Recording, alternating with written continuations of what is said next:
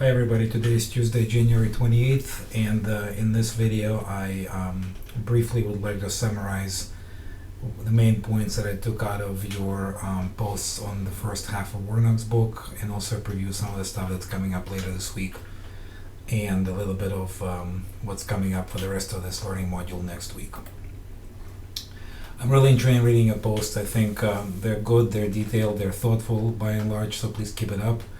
One thing I do want to mention is that you need to read, sometimes some of you need to read the prompts more carefully.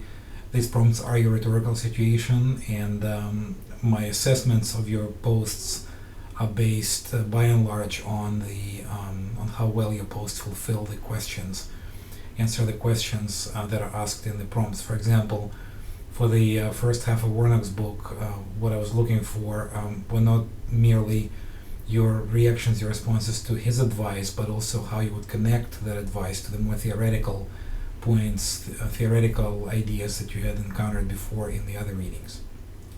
So please keep in mind that those prompts are your assignments, and you need to sometimes read them more carefully. If you're one of those students who need extra advice on how to read those prompts, I posted some comments for you briefly in SpeedGrader. You can look at those and let me know what you think. So also, I wanted to remind you that I'm asking you to look at these readings and these discussion posts not as separate from one another, but as something that builds every next step building upon the previous step. So if you recall, we started the course by me asking you what your current experience is, what your current level of knowledge is about online instruction. And then we read Grant's article, which was fairly general and even to some extent stereotypical, as some of you pointed out. So I wanted to begin building upon your existing knowledge with that article.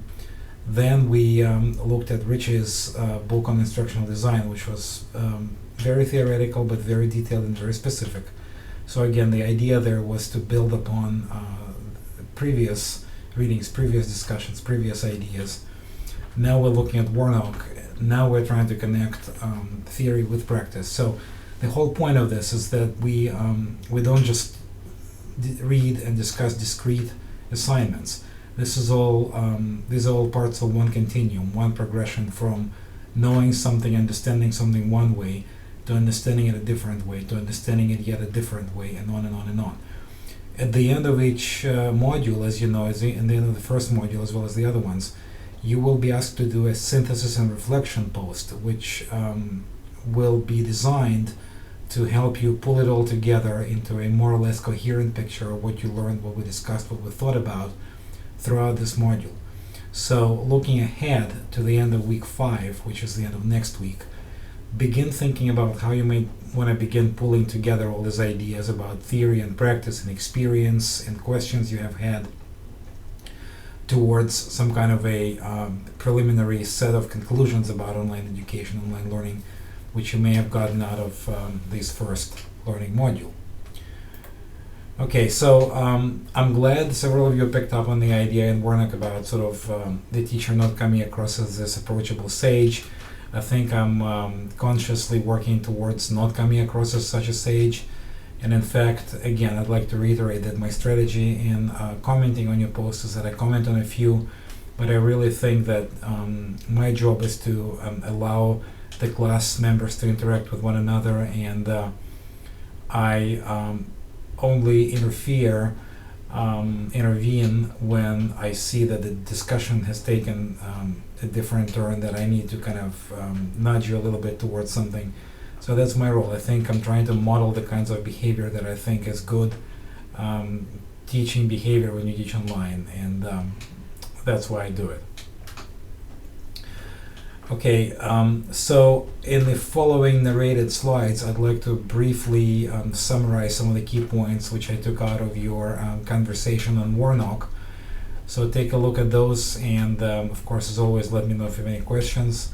Also, one of you, or at least one of you, maybe more, in your last discussion mentioned the idea that according to Warnock, at least, and according to the ID knowledge-based book, it might be a good idea for us to vary the media in which we comment and converse with one another. So I'd like to invite you to use the multimedia comment function in Canvas a little bit more, maybe experiment with it.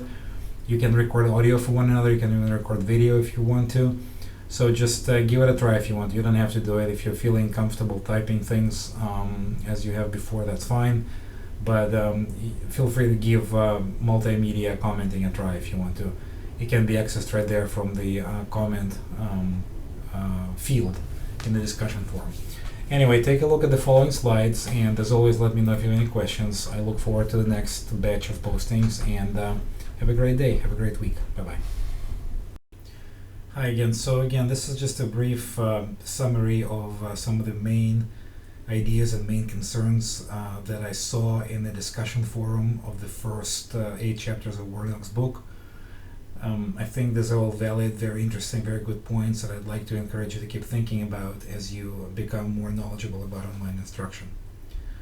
So the first thing I want to mention is this need for the balance between sort of stability in the course and the syllabus, in the procedures, and the need for sort of on-the-fly changes that we sometimes have. I think it's an important question to instructional design question to keep thinking about, because on the one hand, students like stability, students like predictability, but on the other hand, we as teachers need to be able to make changes depending on the progress of the class.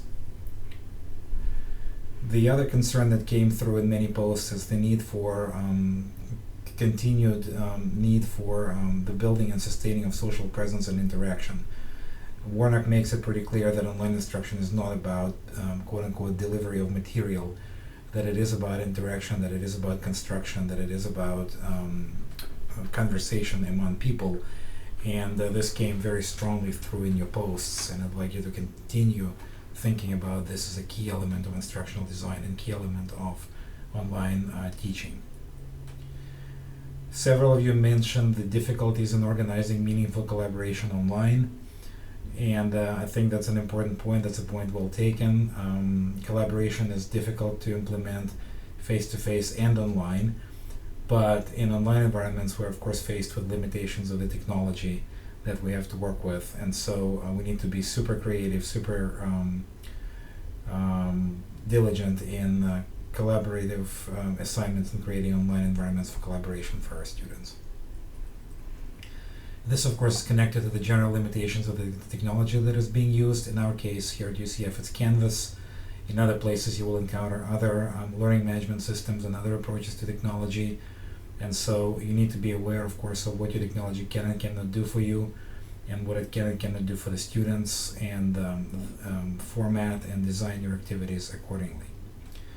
And then the final overreaching point is this idea that online learning and teaching are constructivist activities, and that to be a successful online learner and teacher, you need to see them as such, and not as just a one-way street between the professor and the students and the other way around, but instead they are activities, they are endeavors that are deeply rooted in collaboration, in construction, and interaction among everybody in the class. So these are the main points that I think stood out in the discussion. Of course, they're not everything that is important in the discussion posted for today. If you have any questions or comments or concerns about these thoughts, please let me know. Bye-bye.